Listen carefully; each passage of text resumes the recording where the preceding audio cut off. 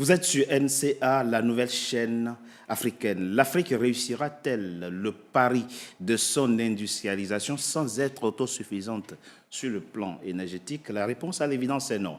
Mais a-t-elle les moyens et la volonté de résorber son déficit énergétique? Pour en parler, nous recevons Vincent Nkondjok. Il est énergéticien, expert en énergie nucléaire.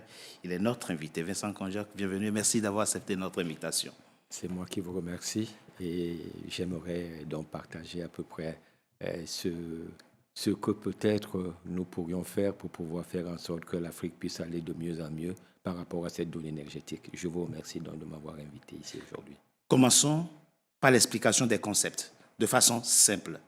Vous êtes expert en physique atomique. Qu'est-ce que ça veut dire concrètement? Je dirais, en réalité, je me suis spécialisé en tant que développeur énergétique, Oui. mais avec sur une base la production par l'atome, donc par le nucléaire. Oui. Et je dirais, il n'y a pas une très très grande différence avec d'autres sources énergétiques. D'accord. Parce que vous soyez avec le thermique diesel ou avec le thermique je dirais à gaz ou alors avec le charbon, c'est à peu près les mêmes concepts. La seule différence, c'est la production la première production qui permettra de produire l'énergie mécanique. Ça veut dire le combustible qui change. Là, vous allez utiliser le pétrole, là, vous allez utiliser de l'eau, là, vous allez utiliser du gaz, et là, vous allez utiliser l'atome qui permettra de réchauffer de l'eau, et cette eau créera donc la mécanique nécessaire pour faire tourner l'alternateur. Donc, si on doit retenir la différence entre l'énergie nucléaire et les autres formes d'énergie, ce serait quoi? Ce sera simplement la production, par exemple. Le mode de production. Le mode de production de la chaleur, par exemple. Sauf que le solaire a quand même une plus grande différence par rapport Vincent à ça. Nkondjok, parlons maintenant des paradoxes africains, et il y en a beaucoup. Nous avons des fleuves et des lacs qui font partie des plus puissants du monde, susceptibles donc de produire de l'électricité. Et pourtant, on a même des pays riverains de ces fleuves qui connaissent le délestage. À quoi est-ce que c'est dû? Pourquoi n'arrivons-nous pas à résorber la question du déficit énergétique sur le continent quand on considère tout simplement la production de l'électricité? Je commencerai, pour répondre à cette question qui est extrêmement importante et pertinente, à regarder les choses de manière holistique. Déjà, l'état d'esprit que nous avons par rapport à l'énergie. J'aimerais simplement mentionner ici que l'énergie, c'est la première base de l'indépendance. Il n'y a pas d'indépendance économique ni politique sans indépendance énergétique. Les pays occidentaux sont passés de la première révolution industrielle à la quatrième révolution industrielle aujourd'hui. Et quand vous regardez tout ce qui permet de développer ces révolutions industrielles, vous verrez que l'énergie est le pilier de tout cela. C'est la base. L'industrialisation et autres, Bien le sûr. pilier, c'est l'énergie. Ça veut dire que notre état d'esprit par rapport à cela ne doit plus être un état d'esprit d'un service. Il doit être notre état d'esprit doit être un état d'esprit d'un tout. Je fais partie des gens qui ont travaillé sur le développement de l'indice de développement énergétique qui nous a permis et qui a été développé par l'Agence internationale de l'énergie qui est ici en France. Bien sûr. Et Où puis, vous avez été un fonctionnaire international. non, moi j'étais plutôt à l'Agence internationale de l'énergie atomique. Atomique, c'est vrai. Oui. Mais bon, il y avait l'UN Énergie et tout ce monde-là, l'ONUDI. Donc on a travaillé sur cet indice qui s'est arrêté en 2012. On l'a développé dans les années 2000. Oui. Et ça nous a permis de voir que, en réalité, l'énergie, et ça je peux vous le prouver avec les diagrammes et tout, ce n'est plus une question de vie, c'est une question de vie ou de mort. Aujourd'hui. C'est une question de domination, je dirais même de domination du monde. Et à partir de cet instant, tant que les Africains ne se mettront pas dans la tête que être confronté au développement énergétique, c'est comme faire une guerre, d'une certaine manière, alors là, on n'aura rien compris.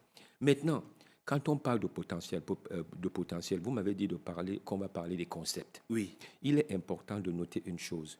L'Afrique a un potentiel très, très, très élevé. La question ne se pose pas à ce niveau. Mais il y a aussi des informations qui nous sont données et qui ne sont pas toujours assez consistantes. D'accord. Parce que si on explique ce que c'est qu'un potentiel, et je vais l'expliquer très simplement au niveau du pétrole. Un potentiel, c'est quoi? C'est que quand on dit ce pays a un potentiel de 10 000 barils, c'est qu'aujourd'hui, le prix du baril, c'est $100. Donc, avec $100, on peut être capable d'exploiter et gagner de l'argent et avoir 10 000 barils. Oui. Mais si le prix du pétrole monte à $200, ça veut dire que le potentiel augmente. C'est ça. Et si le prix du pétrole descend à $50, ça veut dire que le potentiel diminue. C'est ça. Et le problème aujourd'hui aussi, c'est que notre potentiel, il faut le prendre de façon relative. Parce que le prix de l'énergie en Afrique est extrêmement élevé. Donc, d'une certaine manière, on peut nous donner des potentiels qui sont surestimés par rapport au prix de production. Pourquoi? Parce que pour nous, le plus important en Afrique, c'est d'avoir une énergie moins chère, Oui. disponible et accessible, Oui. et en même temps, une énergie qui est acceptable. Mais la production a un coût. Effectivement. Donc, si le coût Oui. qui est élevé aujourd'hui C'est ça. fait en sorte que notre potentialité est aussi très élevée, parce que celui qui va venir l'exploiter aura besoin de gagner de l'argent.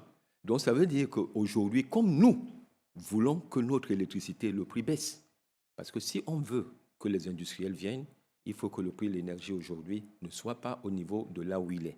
Le prix du kilowattheure doit être... Monsieur Ngonjo, prenons le problème à l'inverse. Avant de parler du coût, parlons de la disponibilité déjà.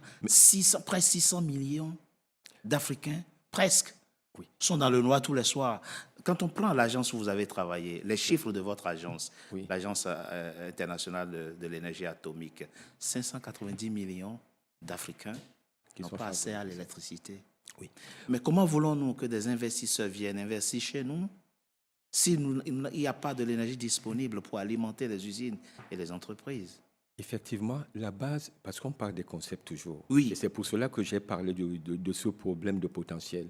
Quand on parle des concepts, la base de la planification énergétique, c'est d'une part la demande, donc ce que les gens veulent, et d'autre part ce que nous avons. C'est de là où on parle du potentiel. Oui. Mais quand on a un potentiel, quel est le premier point le plus important?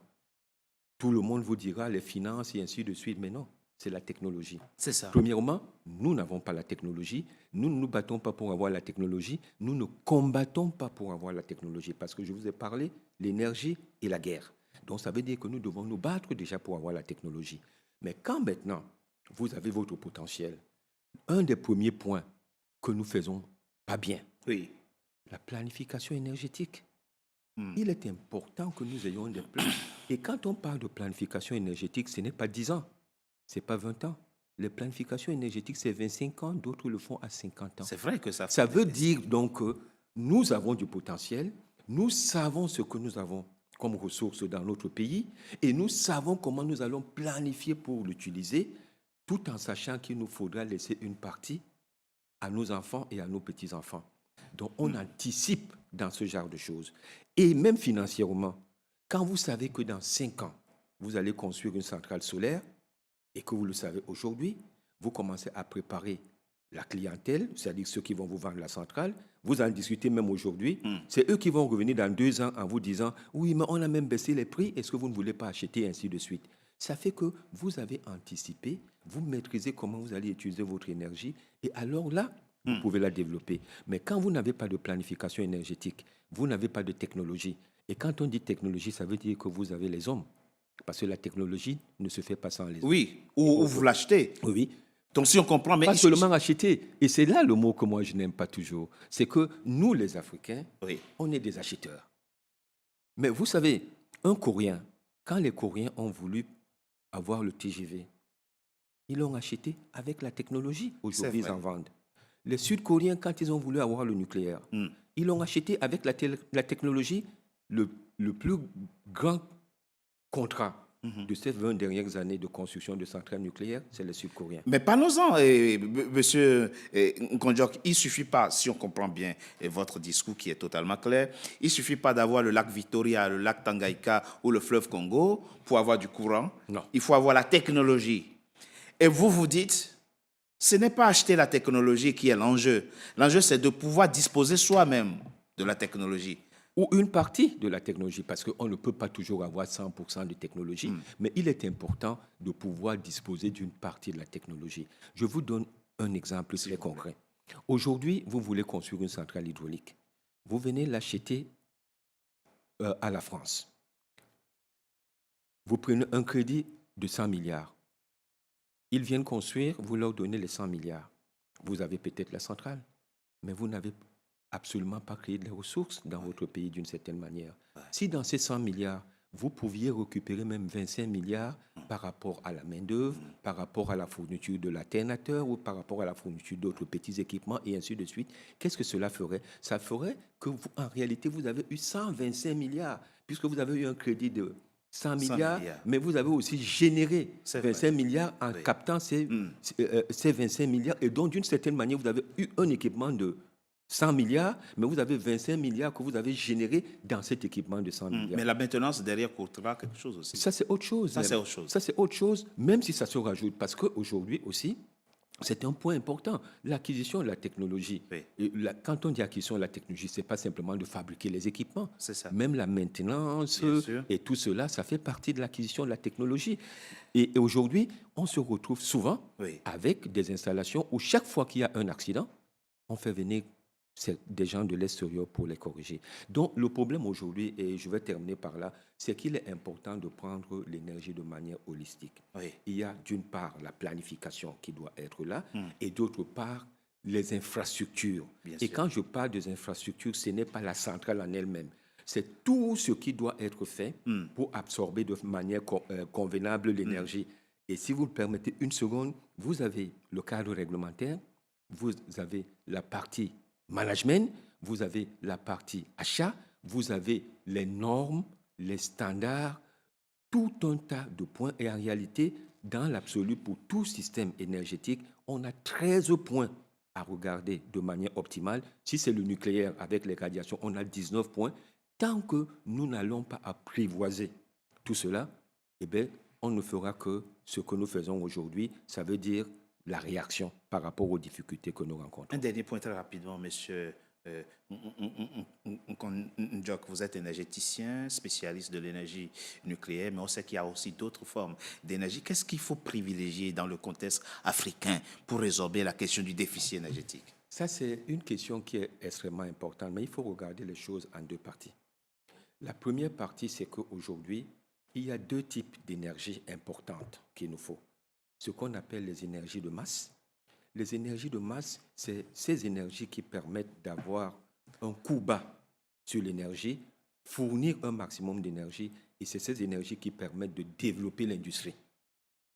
Il y a des gens qui vont être dans une situation reculée, ils sont dans les villages et tout cela, on ne peut pas faire de très grands réseaux. Donc, ils ont besoin des énergies renouvelables et qui se complètent. Et ces énergies-là permettent à ce que les gens puissent, d'une certaine manière en Afrique, élever le standard de vie. Donc, il ne suffit pas de privilégier un mode d'énergie par rapport à un autre. Il faut un peu de tout. Et l'idée, c'est de les associer. C'est de les associer. Et de faire le mix énergétique. Le fameux mix énergétique. Et maintenant, le deuxième point. Moi, je viens beaucoup au Sénégal. Quand vous voulez, vous êtes à Dakar, il est plus facile de manger le tchèp que de manger les escargots. Ça, c'est vrai. Pourquoi? Parce qu'il y a le riz, il y a le bon tchof et il y a les épices qui sont là. Donc, d'une certaine manière, si vous voulez manger les escargots à Dakar, eh bien, il va falloir faire plus d'efforts. C'est vrai. Donc, ça veut dire que si vous êtes dans un pays, vous avez le soleil, eh bien, vous utilisez aussi le solaire. Si vous avez beaucoup d'eau, vous utilisez de l'eau. Donc, il est important, quand vous faites votre planification énergétique, de privilégier les ressources dont vous disposez. Et nous avons aussi l'uranium. Pourquoi ne pas réfléchir? Il y a des gens qui prennent l'uranium, ils l'amènent ailleurs, ils font leur énergie, eux, ils n'en ont pas, et ils vendent l'énergie moins chère que nous. C'est ça. Pourquoi ne pas y réfléchir? Pas pour dire que tout le monde peut y avoir accès, mais pour simplement dire que nous, aujourd'hui, on ne doit plus réfléchir comme dans un paquet, dans le moule où on nous a mis. Il est maintenant important de sortir de ce moule et de réfléchir différemment par rapport à notre développement énergétique. Vincent N'Djok, je rappelle que vous êtes énergéticien, spécialiste de l'énergie atomique, ancien fonctionnaire de l'Agence internationale de l'énergie atomique, président, directeur général de ILME Énergie. C'est un conglomérat énergétique basé à Dakar et à Yaoundé. Merci d'avoir été notre invité. C'est moi qui vous remercie. Mesdames et messieurs, c'était notre invité. Merci d'avoir été nombreux en notre compagnie. Restez fidèles à nos programmes. À très bientôt pour un nouveau numéro de notre invité.